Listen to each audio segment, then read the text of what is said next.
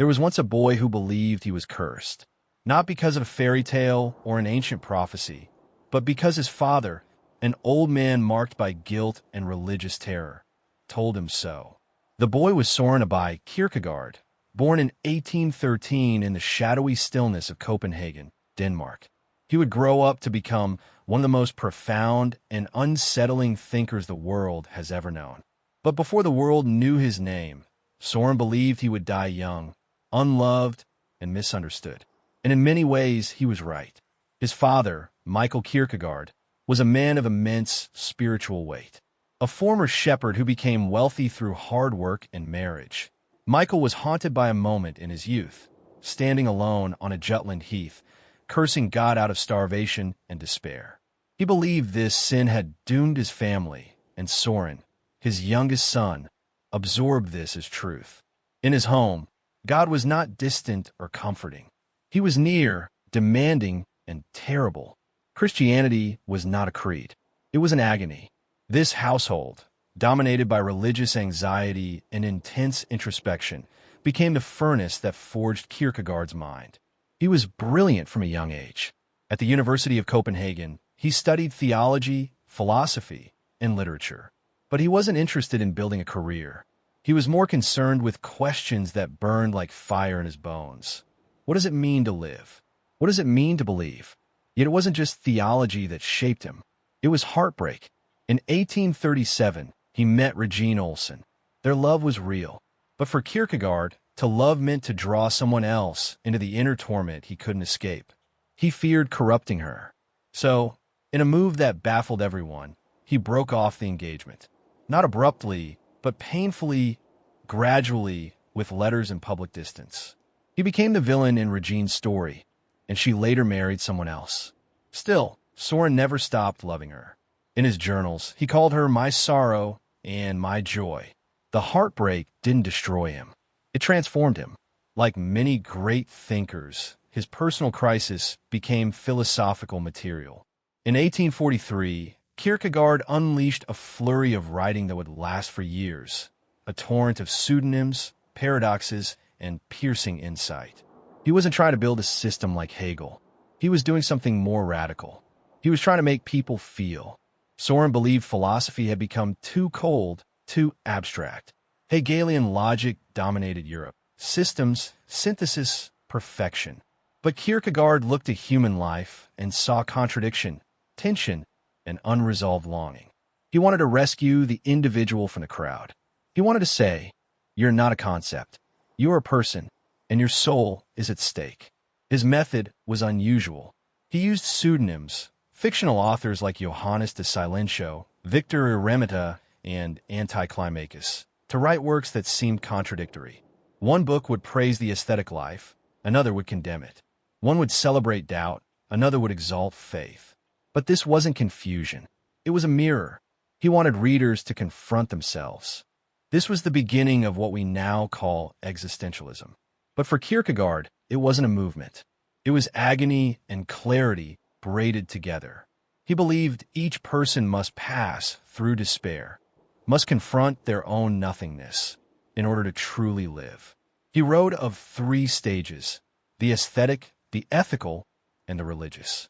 The aesthetic life is the life of pleasure, of beauty, of escaping boredom.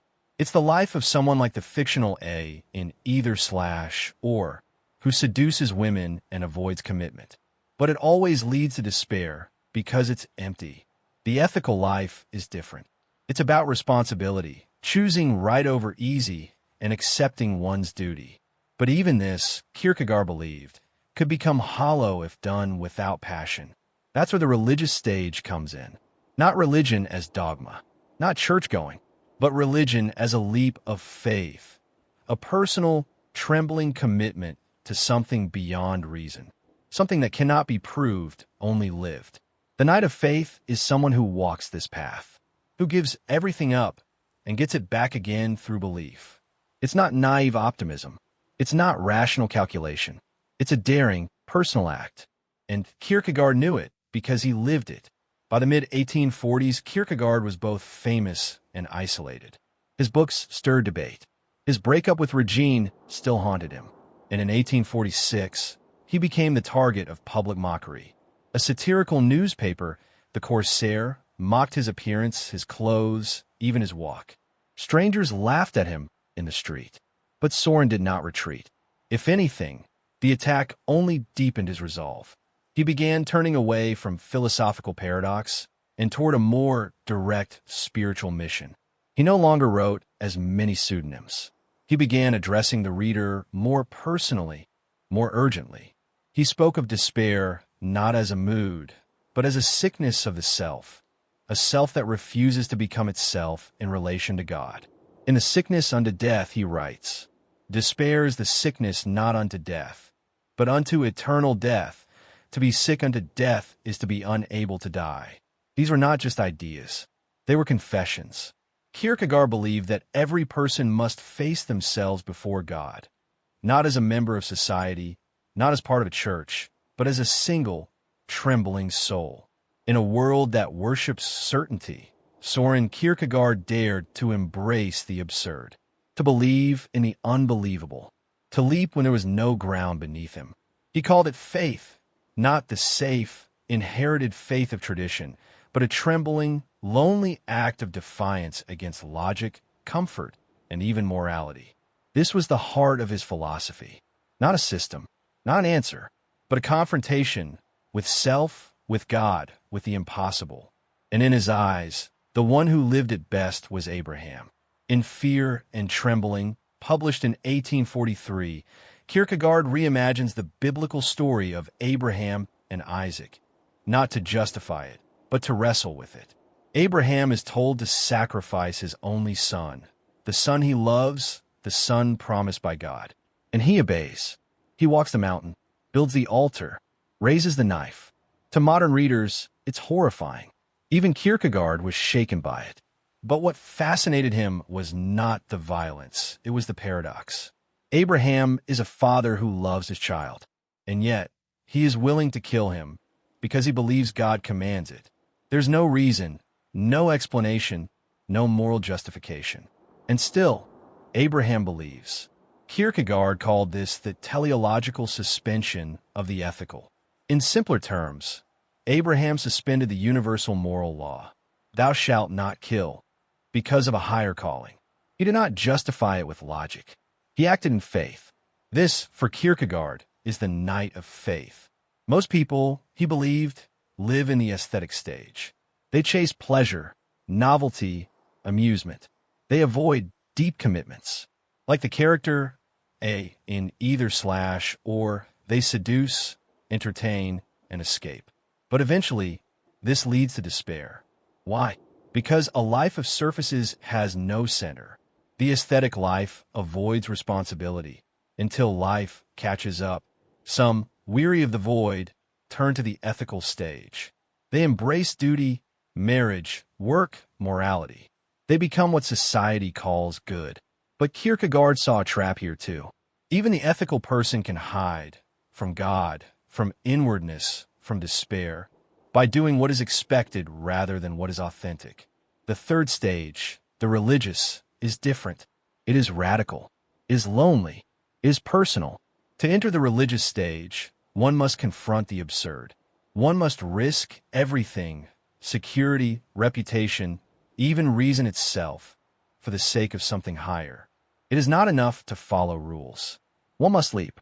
The leap of faith is not belief in spite of evidence. It's belief without evidence.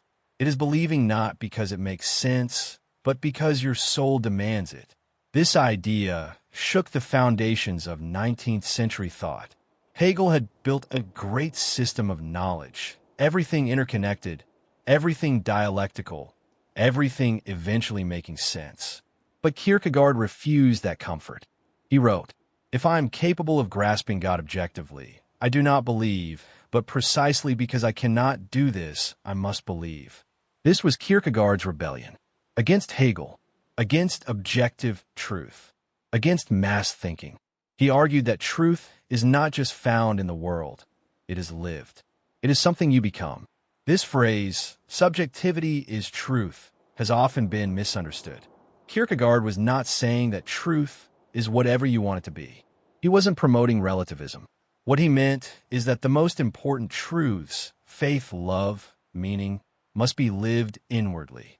You can't study them from distance. You can't borrow them from society. You must suffer them, risk them, embody them. This is why he used pseudonyms. He didn't want to preach. He wanted to provoke, to create voices that would challenge the reader to take a stand, not to agree or disagree, but to decide who they are. His concept of despair builds on this idea. In The Sickness Unto Death, he defines despair not as sadness, but as the sickness of not being oneself.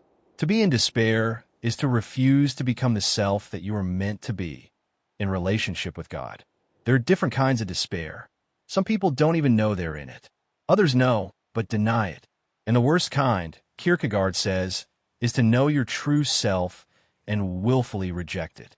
He writes, "The greatest hazard of all, losing oneself, can occur so quietly that it is as if it were nothing at all. And that is the tragedy of modern life. Not that we are loud in rebellion, but that we are silent in forgetting who we are." To Kierkegaard, this forgetting of the self was not accidental. It was a cultural condition. The rise of mass media, public opinion, and social conformity. He saw it coming. Long before social media, he warned that the crowd is the lie, that individuality is being swallowed, that we are becoming spectators of life rather than actors within it. And so, he held up the knight of faith, not as a perfect man, but as a symbol of inward strength. Someone who moves quietly, without fanfare, who appears ordinary, but inside is wrestling with angels. The knight of faith is not someone who boasts. They are not loud about their beliefs. They do not seek applause, but they live with a strange peace, because they have given everything up and gotten it back again. Kierkegaard knew he was not such a man. He admired him, described him, envied him, but he believed he himself remained in struggle, in despair, always reaching, never quite arriving. And perhaps that's why his writing resonates, because he did not speak from on high. He spoke from the pit, from experience, from doubt. He once said, "I must find a truth that is true for me, the idea for which I am willing to live and die." And that's what he offers us.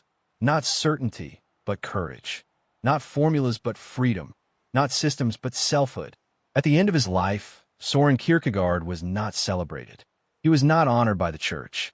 He was not embraced by the city he loved. He was isolated, ridiculed, and dying slowly from a spinal disease. And yet, his pen burned hotter than ever. The Kierkegaard of the 1850s was not the poetic voice of either Slash or the subtle master behind pseudonyms. He was done playing games. The masks were off, and in their place stood a man on fire, a prophet, wild with urgency. He wasn't just writing philosophy anymore. He was launching a final, ferocious attack. His target? Christendom.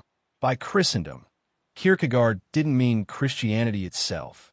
He meant the institution, the comfortable, state-sanctioned church that had domesticated the radical message of Christ into something tame, cultural, and hollow.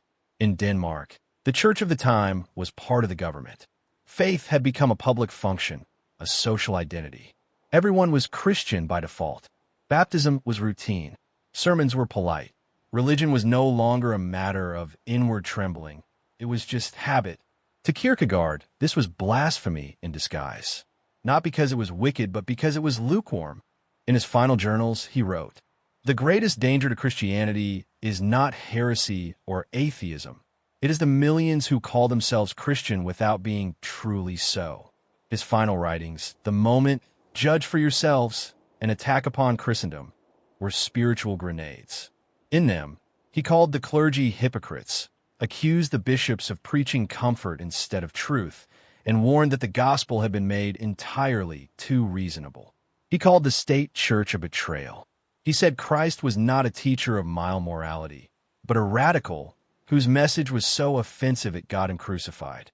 And he believed that to truly follow Christ meant suffering, passion, and loneliness, not decorum. To Kierkegaard, real Christianity was not about attending services or saying the right words. It was about imitation. He asked, what if we actually lived like Christ? What if we loved our enemies, embraced suffering, turn the other cheek. Not metaphorically, but literally.